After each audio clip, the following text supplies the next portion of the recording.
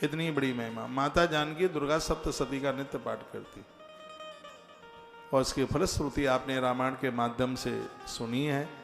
भगवान प्रभु राम उन्हें पति के रूप में प्राप्त हुए। और देखिए, अच्छा घर और अच्छा वर जो प्राप्त होता है ये बेटियों के पुण्य ही होते हैं। मम्मी पापा तो सबको अच्छे घर में देना चाहते हैं, लेकिन फिर भी नहीं मिल पाता है तो दोष दूसरे को मन दीजिए, वो अपने पुण्यों में ही कहीं न कहीं कमी रह गई। हम पाप कर रहे हैं कि पुण्य कर रहे हैं, ये भगवान देख रहा है हमें। कि लोग इतने होशियार बनते हैं, उन्हें लगता है कि हमें कोई देखता नहीं है। 14 तत्व देख रहे हैं, दिशाएं देख रही हैं, आकाश देख रहा है, धर्म देख रहा है, सूर्य चंद्रमा देख रहा है, स्वयं हम भी तो देख रहे हैं। पापकृत कार्यों को करने से बचिए। महर्षि व्यास ने जन्मेजय राजा को कथा सुनाई। बताता स्वत्पे तत् महादेव्या पुराणम परमाद्भुतम कृतकृत्यो भवेन मृतो देवा प्रियतमो ही सा। महादेवी जगदम्बा का ये परम अद्भुत पुराण सुनकर के मनुष्य कृतार्थ हो जाता है, उसे और कुछ सुनने के लिए बकाया ही नहीं बचता। इतना बड़ा महात्म, इतनी बड़ी महिमा। 18 पुराणों की कथा सुनने का फल तत्काल प्राप्त होता है देवी भागवत की कथा सुनने से। आपको कितनी खुशी है आप जाने, लेकिन मुझे कलकत्ता की धरती पर जिस माटी को सिद्ध शक्तिपीठ के नाम से जाना जाता है और ऐसी जगह पर श्रीमद् देवी भागवत की कथा सुनाने का सौभाग्य प्राप्त हो रहा है। द्वापर में इन पापों को खत्म करने के लिए, लोगों के उद्धार के लिए भगवान श्री कृष्ण के साथ में एक अंश मां भगवती काली का प्रकट हुआ। कृष्ण के अंदर जो भगवान श्री कृष्ण के अंदर जो सांवलापन दिखाई देता है वह माता भगवती काली की ही शक्ति है। ऐसा काल का पुराण अंतर्गत वर्णन किया। भगवान श्री कृष्ण के अंदर भगवान गणेश की ताकत चल के आई है, श्री गणेश चल के आए। ये तो सब ग्रंथों में लिखा हुआ है। तो इतनी सी बात मैं ये कह रहा हूं कि परंपरा के बिना कुछ भी नहीं हो सकता। आप सगरे देवी देवताओं को पूजें और आपके मंदिर में यदि दुर्गा माई नहीं है, माँ के प्रति श्रद्धा नहीं है, आप नवरात्रा का व्रत नहीं करते हैं, तो आपकी की गई सगरी पूजा पाठ सगरा अधूरा सा ही है। आपके पूजा पाठ में तो पूर्णता तब चल करके आती है जब माँ परम्बा को, माँ भगवती जगदम्बा को पूजा जाता है। कुंवारी बेटियों के लिए, विवाहित बेटियों के लिए अष्टमी किसी वरदान से कम नहीं है। और जिन देवियों का विवाह हो गया उनके लिए 14, वो भी माँ भगवती जगदम्बा भगवती उससे अति प्रसन्न होती है। वह व्रत करे। दुर्गा सप्तशती में अरगला स्तोत्र का पाठ करो। ऐसा लग रहा है कि तुम्हारे घर को किसी ने बांध बूंद दिया तो कीलक का पाठ करो, सब खुल जाएगा अपने आप। व्यापार को, वाणिज्य को, कहीं ऐसा लगता है कि बिल्कुल सब चला चलाया, सब बंद हो रहा है, कीलक वरदान है। उसमें दुर्गा सप्तशती में, दुर्गा सप्तशती के 6 अंग हैं, विस्तार से कल बताऊंगा, निवेदन करूंगा। और कहा गया है कि जो कवच का पाठ करते हैं, जब तक धरती पर पहाड़ पर्वत रहेंगे तब तक वंश वृद्धि डूबेगी नहीं, रुकेगी नहीं। दुर्गा कवच के पाठ करने का इतना बड़ा प्रभाव है।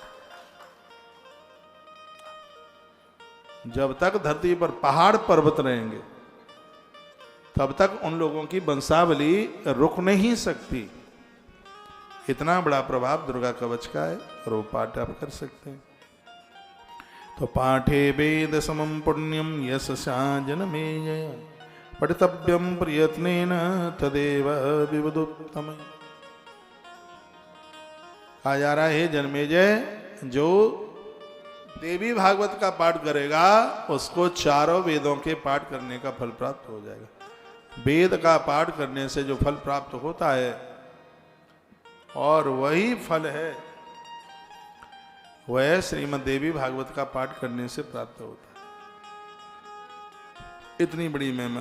पठितव्यम प्रयत्नेन तब। आपके मम्मी पापा ने आपको पढ़ाया नौकरी करने के लिए नहीं, जॉब करने के लिए नहीं, आप अपने जीवन का कल्याण कर सकें और ये शिक्षा अपने बच्चों को दे सकें। उस जमाने में जीजाबाई माँ पढ़ी थी, उसे अक्षर ज्ञान था। वो कहती है कि मैं और कुछ तो नहीं कर पाई, लेकिन मैंने अपने बेटे को महाभारत सुनाई। जब उनके पुत्र छत्रपति शिवा गर्भ में थे तब इस माँ ने पूरा का पूरा महाभारत पढ़ा और उसका असर होने वाले उसके बच्चे के ऊपर हुआ। यवनों की नाक में नकेल डाल दी थी। धरती पर वीर योद्धा बहुत हुए हैं, लेकिन महाराणा प्रताप, छत्रपति शिवाजी जैसे लोग तो किसी किसी युग में आके जन्म लेते हैं। ये माँ की ही महिमा थी। तो आपको अक्षर ज्ञान है, आपने पढ़ाई लिखाई की है, तो उसका लाभ तो उठाइए। कोई न कोई पाठ पूजा से भी पाठ का ज़्यादा महत्व है, पाठ से जप का ज़्यादा महत्व है, जप से ध्यान का ज़्यादा महत्व है, ध्यान से समाधि का ज़्यादा महत्व है। ये उसके क्रम बाई क्रम है। जप की भारी महिमा है। पहले पाठ किया जाता है, फिर जप किया जाता है। पहले भगवान को स्नान वगैरह करा दो, उसके बाद पाठ कर लो, उसके बाद जप कर लो। थोड़ा हो सके तो थोड़ा सा ध्यान में बैठ जाइए। ओम ओम शब्द का उच्चारण करते हुए अपने मन को एकाग्रचित कीजिए। ये पूजा का, ये नित्य का नियम है।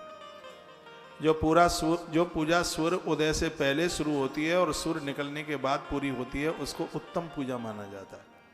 बहुत लोगों के यहाँ 10 बजे पूजा शुरू होती है और बहुतों के घर में 3 बजे ही हो जाती है। ऐसा भी होता है, जल्दी भगवान को पानी में डुबा करके रख दो, फिर तो टाइम मिलेगा नहीं, घर वाला पूजा करने नहीं देगा। और भी लोग तो असली पूजा ठीक है, वो ठीक है, ब्रह्म मुहूर्त में हुई है, कोई दिक्कत नहीं। लेकिन जो बढ़िया पूजा के जो टाइमिंग्स हैं, वो सूर्य उदय से पहले शुरू हो जावे और थोड़ा सा सूर्य निकल आवे, कुछ किरणें निकल आवे, तब वो पूरी हो जाए। अपना जब वगैरह बाद में करते रहिए। बच्चे स्कूल चले जाएं, पति ऑफिस चला जाए, अपनी माला तब कर लीजिएगा। तो बहुतों के घरों में 12-12 बजे तक भगवान सोते ही रहते हैं। हाँ? और आजकल का तो ऐसा चला है, खूब आराम से चाय पी के, बिस्किट खा के, खूब पियर में भाभी से बात करके, माया से बात करके, और फिर आराम से बैठेंगे खा पी के। हो सकता है कि पराठा भी खींच दें, कोई बड़ी बात नहीं है। फिर देखते हैं, फिर भगवान को नहलाएंगे। मन का भगवान भरोसे ही बैठे हैं आपके, वो तो बद्रीनाथ ना के आ गए पहले ही। फिर तो उसका एक क्रम हो। और ऐसा नहीं है कि आप नहीं कर सकते, आप कर सकते हैं, कर लेंगे। रजाई छूटे, कंबल छूटे तो आजकल तो बहुएं और सास कंपटीशन में सोती हैं। फिर कंबल में से देखा जाता है कि सूर्य कितना निकल के आ गया। सगरे सूरजमुखी हो गए। जब तक सूर्य का मुंह ना दिखे तब तक तो बिस्तर ही ना छोड़ा। आपके इधर पश्चिम बंगाल में एक वो है, कुछ बिहार है, उधर पड़ता है। गोपाल जी आपके आगे, जलपाईगुड़ी से और आगे है उधर। तो आपके यहाँ से वो मैं कथा में से चला गया एक दिन रात को वहाँ। तो मैं फिर दूसरे दिन आया, मैंने किसी कथा में जिक्र भी किया। मैं खूब लेट आया, 9-10 बजे आया और सड़कें सूपड़ा साफ, बिल्कुल लगता है कि इस नगर में कोई रहता ही नहीं। मैंने पूछा कि ये सड़कें इतनी साफ, तो ड्राइवर बोला यहाँ के लोग 9-10 बजे से पहले नहीं जगते थे। फिर आप क्या कल्पना करेंगे अपने स्वास्थ्य के लिए? आप ठीक स्वास्थ्य चाहते हैं, खूब बढ़िया जीवन जीना चाहते हैं, मेरे ऊपर फाइन लगा देना। आप कुछ ही महीनों के लिए भोर में जल्दी जाग करके आपके आसपास गौशालाएं हों, वहां पर थोड़ा घूम के आइए। आपके पाँव में गोबर और गौमूत्र लगना चाहिए। ये बीमारियां कलकत्ता छोड़ के भाग जाएंगी, रहेंगी नहीं यहाँ तक। इतना बड़ा प्रभाव है सुबह जागने का, घूमने का। पर भसक्का भर भर के गोलियां खाने की आदत आ गई है आपको। मुंह गड़ गया, आंखें गड़ गई हैं, बिल्कुल इतनी बीमारियां फैल गई हैं। सागरा पैसा दवाइयों में जा रहा है। घर में बुजुर्ग हैं, 2-4 साल के मेहमान हैं, इनके ऊपर ज्यादा दवाइयों में पैसा खर्च मत करो, उनके ऊपर पुण्यों में पैसा खर्च कर दो। या तो खड़े हो जाएंगे या ऊपर चले जाएंगे। ऊपर भी चले जाएंगे तो पुण्य किया है तो कम से कम खाते में लिखा जाएगा। दवाइयाँ कैप्सूल कितने के लाए गए हैं ये खाते में लिखना नहीं लिखा जाएगा। कितने बार अस्पताल गए, ये कुछ पुण्य कारक काम नहीं है। पुण्य ही इसलिए किए जाते हैं कि हमारी मौत हॉस्पिटल में ना हो, एक्सीडेंट में ना हो। पुण्य ही इसलिए किए जाते हैं। तो ठीक से अपने आप को जीने की कोशिश कीजिए, आनंद हो जाएगा। इसका महात्म्य सुना जा रहा है कि पाठे वेद समम पुण्यम यश सा जनने में जय। भगवान व्यास कहते हैं, राजन, देवी भागवत का पाठ करने से वेदों का पाठ करने का फल प्राप्त होता है। वैसे तो आप वेद का पाठ नहीं कर सकते, लेकिन क्योंकि वेद के पाठ के लिए मान मर्यादाओं की बात कही, उसमें संध्या, 24 मुद्राएं, जनेऊ इत्यादि बहुत चीजें बताई गई हैं। तो उसको एक अनुष्ठान के रूप में तो कोई वेद का पाठ कहाँ कर पाएगा। ब्राह्मण भी वही वेद का पाठ कर सकता है जिसका जनेऊ संस्कार हुआ है, उसी के लिए अनुमति है। सबके लिए वेद का पाठ सुलभ नहीं है। तो क्या सुंदर बात कही, पाठे वेद समम पुण्यम। जो इस ग्रंथ को पढ़ेगा या सुनेगा उसे चारों वेदों के पाठ करने के बराबर फल स्वतः ही प्राप्त हो जाएगा। इतनी बड़ी महिमा है, इतना बड़ा महत्व। पठितव्यम प्रत्नेन तदेव विदुत्तम। वो लोग बड़े बुद्धिमान हैं जो कलयुग में मनुष्य जीवन लेकर के और माता रानी के साथ वो जुड़े हुए। हम लोग तो इतनी दूर रहते हैं, उत्तर भारत के ऐसे बहुत लोग हैं जो फ्लाइट पकड़ के या रेल पकड़ करके हर महीने में एक बार काली कलकत्ते वाली के दर्शन करने को आते हैं। 150 तो मेरी दृष्टि में है जो कहते हैं कि महाराज हम हर महीना जाते हैं, नियम से जाते हैं। आप नहीं जा पाते क्योंकि गंगा के किनारे रहने वाले गंगा थोड़े ही नहाते हैं, वो तो हम लोगों के लिए गंगा है, आप लोगों के लिए थोड़े ही। आप तो शुद्ध हैं, आपको गंगा जी की क्या क्या जरूरत है। जब पुल से भी निकलेंगे तो भी नहीं आपको पता होता कि मोबाइल में इतने व्यस्त रहते हैं। वो बड़ा वाला पुल है हावड़ा का, हम लोगों को देखिए, जब आज सुबह मैं इधर को आया, जैसे वो हावड़ा के बड़े बड़े पुल से गाड़ी निकली तो हमने अपनी खड़ाऊं उतार के शीशा खोल के माँ को प्रणाम करते करते आंख में आंसू आ गए। ये सच मानिए आप, ये श्रद्धा की बात है। क्या मुझे वहाँ कोई देख रहा था कि बहुत लोग ये कि लोग मुझे देखें कि महाराज कितना श्रद्धावान है, गंगा जी को प्रणाम कर रहा है, ऐसा नहीं। वो अंदर से ही भावना है। हमने कहा हम कितने भाग्यशाली हैं, कितने बड़भागी हैं, माई का दर्शन हो रहा है। ये गंगा कोई ऐसे ही आ गई है। भगीरथ राजा मिल जाए कहीं तो उन्हें पूछ लेना कि गंगा जी को नीचे लाने में कितनी तपस्या हुई है, उनके कितने पुरखे चले गए। गंगा जी ऐसे ही नहीं आ गई। अंशुमान ने तप किया, गंगा नयन काम्या, गंगा नहीं आई। उनके पिताजी ने तप किया, दिलीप राजा ने तप किया, लेकिन माँ भगवती गंगा नहीं आई। और जब उनके पुत्र ने तप किया, भगीरथ ने, माँ ने दर्शन दिया, कहा बेटा फल मांग, क्या चाहिए, तो वो रो पड़ा और उसने कहा है माँ हमारे पुरखों ने बहुत तप किया है, तू धरती पर आवे। तो माँ ने कहा बेटा मैं आ तो जाती, लेकिन मेरे बेग को कौन धारण करेगा, मैं धरती चीर करके मैं रसातल के लिए चली जाऊंगी। तब कहा भगीरथ ने रुकिए, ये समाधान मेरे गुरु बताएंगे। गंगा भक्ति है, भक्ति को कैसे धारण किया जाता है ये समाधान गुरु ही बताता है। तो उस समय भगीरथ गुरुदेव के पास पहुंचे और कपिल जी को उन्होंने पूछा। कपिल जी की तपस्थली यही तो रही है जिसे हम गंगा सागर के नाम से जानते हैं। आप बंगाली भाई बहन इस धरती पर जन्मे हुए आप कितने भाग्यशाली हैं, आपके पास इतने तीर्थ आ गए। मुझे जलन नहीं हो रही है, मायापुर आपके पास में है, नवद्वीप आपके पास में है, कितना बड़ा अद्भुत गंगा सागर, सारे तीर्थ बार बार, गंगा सागर एक बार। आप कितने भाग्यशाली हैं, ये तीर्थ भगवान ने आपकी झोली में डाल दिए। आनंद उठाओ इसको, समय को ऐसे ही न जाने दो। हम तड़फ रहे हैं गंगा सागर जाने के लिए। आज मैं बोल रहा था कि रात को निकलूं, कल कथा के टाइम तक आ जाऊं, तो मुझे कहा कि वो संभव नहीं है। 5-6 बजे के बाद वहाँ स्टीमर बंद हो जाता है, पानी का जहाज बंद हो जाता है। आप यहाँ कलकत्ता रह रहे हैं, हर महीना जा सकते हैं, हम तो तड़पते ही रहते हैं। कितनी अभी तो मैंने पिछली किसी कथा में भी अनाउंस कर दिया था कि 23 तारीख को मुझे गंगा सागर जाना है, लेकिन वो तो तब होगा, इतने पुण्य होंगे ना, तब नहीं जा पा रहे, नहीं पहुंच पा रहे। आप कितने भाग्यशाली हैं कि गंगा सागर आपके पास, गंगा माई आपके पास में, गंगा मैया रोज जिसका दर्शन करके गंगोत्री का आशीर्वाद आप ले सकते हैं।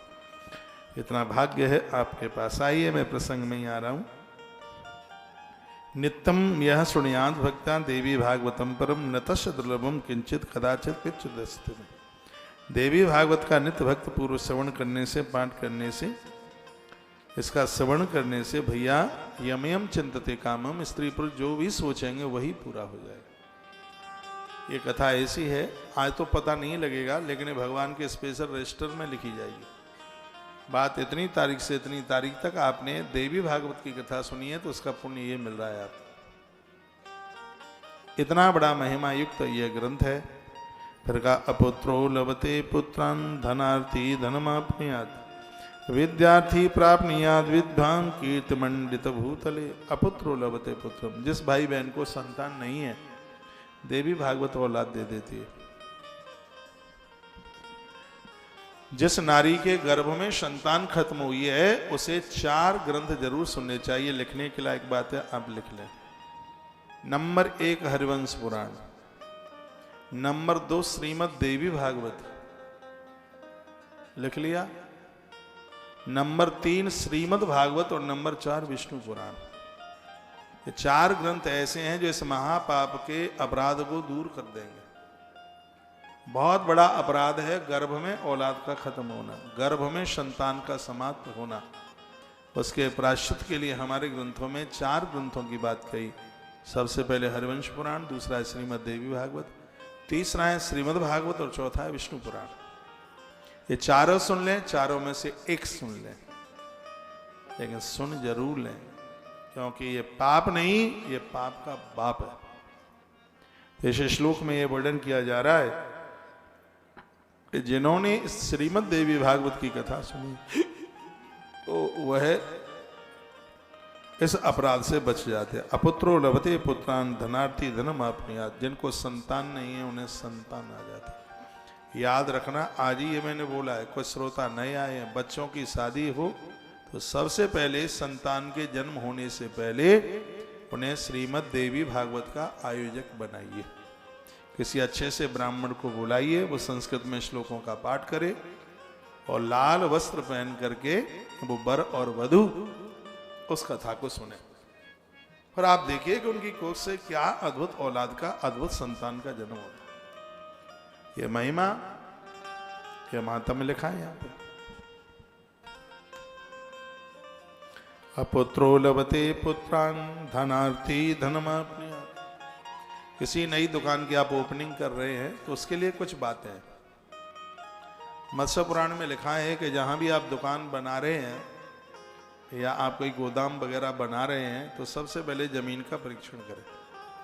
वो भी प्लॉट खरीदने से पहले। रहने के लिए गौमुखी प्लॉट, ये समझ लो कि किसी तीर्थ में आप रह रहे हैं, इतना शुभ है। गौमुखी में आगे का चेहरा थोड़ा कम और पीछे का थोड़ा ज्यादा होता है। 2 भुजाएं साइड की थोड़ी बराबर की होती हैं, आगे का फ्रंट है वो थोड़ा सा कम होता है और पीछे का ज्यादा होता है, उसको कहते हैं गौमुखी। ये मकान के लिए बहुत ज्यादा शुभ है। जहां आप अपना आवास बना रहे हैं उसके लिए बहुत बढ़िया है। मत्स्य पुराण में लिखा है व्यापार के लिए सिंहमुखी बहुत ज्यादा बढ़िया है। सिंहमुखी बहुत ज्यादा बढ़िया है। पुलिस के लिए कुछ ऐसा बनाया जाए, उसके लिए जहां आप मिलिट्री रखते हैं, कोई ऐसे बाहुबली लोगों को सुरक्षा के हिसाब से और वाणिज्य के हिसाब से, तो उसके लिए ये बहुत अद्भुत है जिसका नाम है सिंहमुखी।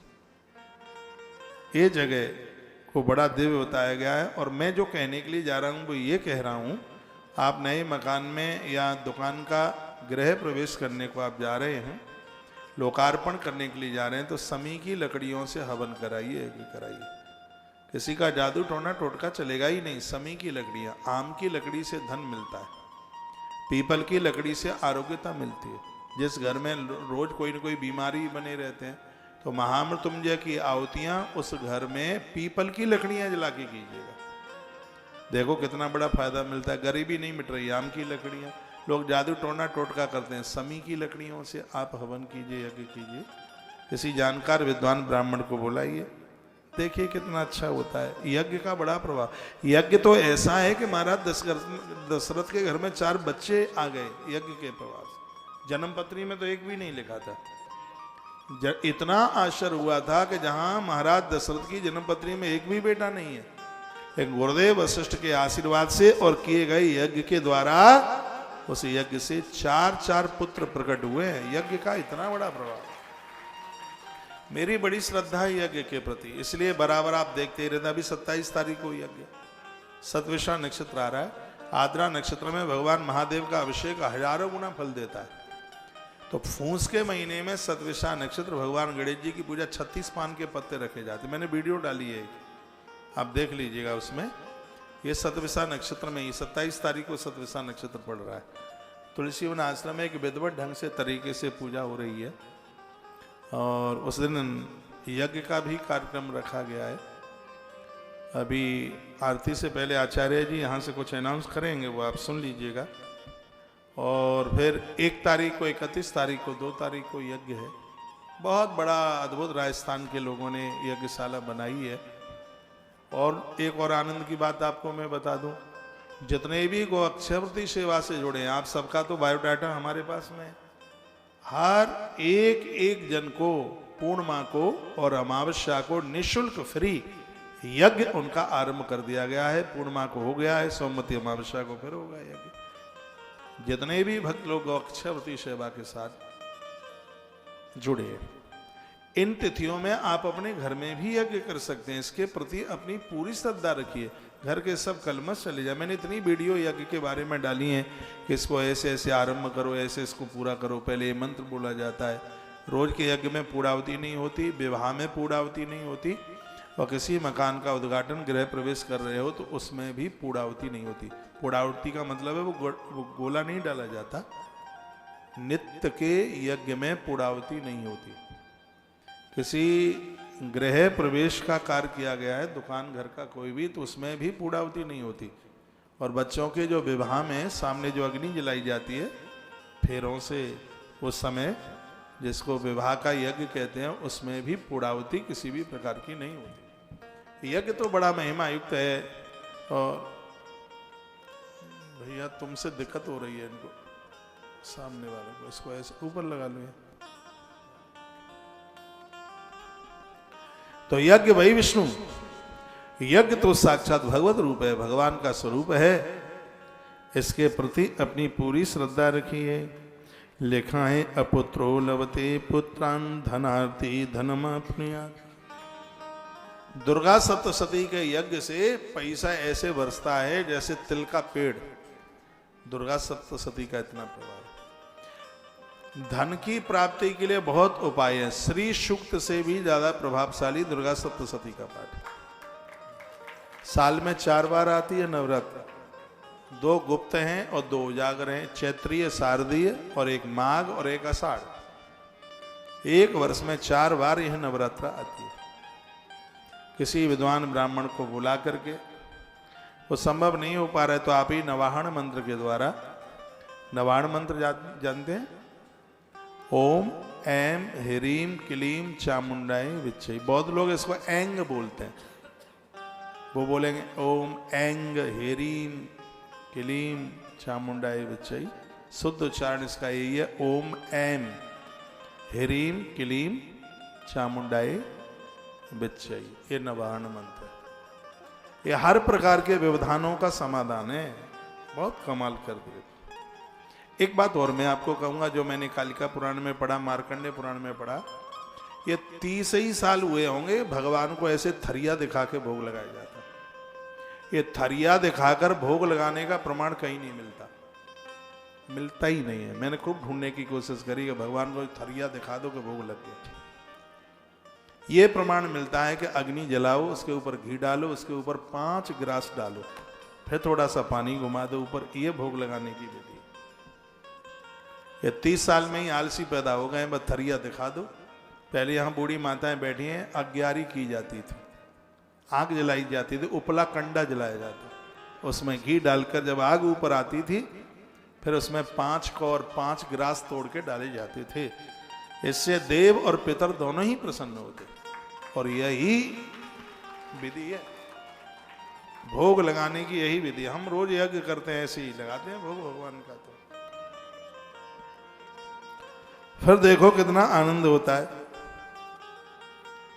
एक किसी कथा में मैं बोल रहा था, गरीब घर में जन्म ले लेना ये हमारे बस में नहीं है, लेकिन हम गरीब बन के नहीं मरेंगे, ये हमारे बस में। ये जितने भी सदकर्म होते हैं, इससे लोग पुरुषार्थी बनते हैं, काम के रास्ते खुल जाते हैं इसको। तो इसमें अपनी श्रद्धा रखिए। श्रीमद् दुर्गा सप्तशती का पूरा पाठ नहीं कर सकते हैं तो इसके 4थे अध्याय से धन मिलता है। इसके 11वें अध्याय से रोगों का निवारण हो जाता है।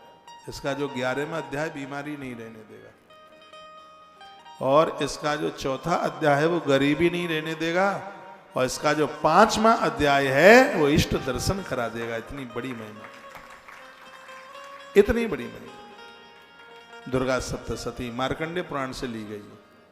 महात्मा मार्कंडेय माई के बहुत अद्भुत भक्त हैं।